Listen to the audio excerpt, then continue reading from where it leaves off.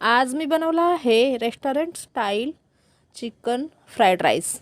खूप सोपी रेसिपी आहे आणि अगदी आपण घरातील साहित्यात बनवू शकतो, इतकी सोपी रेसिपी आहे। रेसिपी पूर्ण बघा आणि आवडली असल्यास एक सबस्क्राईब करायला विसरू नका। तर सर्वात आधी इथे अर्धा किलो तांदूळ घेतलेत मी आणि स्वच्छ 1-2 पाण्याने धुवून अर्धा तास भिजत ठेवले होते।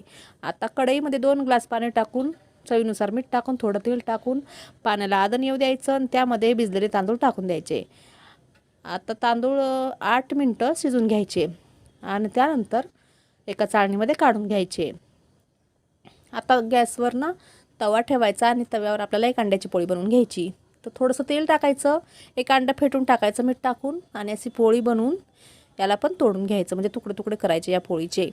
आता ही एका प्लेटमध्ये काढून घ्यायची आणि आता गॅसवर कढई ठेवायची आणि कढईमध्ये आपल्याला एक पळी तेल टाकायचं आहे। त्यामध्ये मी 2 उभे कांदे कापून घेतलेत। हे कांदे पातीचे घेतलेले आहेत मी आणि अर्ध गाजर कापून घेतलं, 2-3 हिरव्या मिरच्या कापून घेतल्या आणि थोडीशी कांद्याची पात। आणि आता लगेच 1 चम्मच डार्क सोया सॉस आणि 1 चम्मच सॉस तर टाकून चिकनचे तुकडे टाकून छान मिक्स करायचं।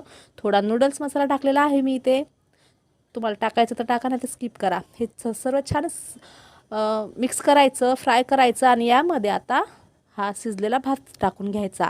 भात टाकल्यानंतर छान असं फ्राय करून घ्यायचं। आता वरतून अंड्याची पोळी आपण बनवली होती ना ती टाकायची, थोडी कांद्याची पात टाकायची आणि फ्राय राईस रेडी। तर restaurant style fry rice ready आहे।